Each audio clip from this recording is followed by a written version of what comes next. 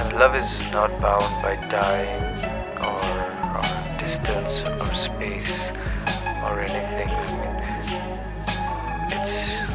It's something that's it's not that the idea is very wrong that we have to share it. It's not about sharing love. I feel it's more that someone adds to it. Someone adds to the whole idea of love, and that's why, like, even if you do leave somebody or somebody just moves on, be it physically or emotionally, whichever, and but your love still remains love. So it shouldn't be affected by the other person's actions. I think that's a little true form of love.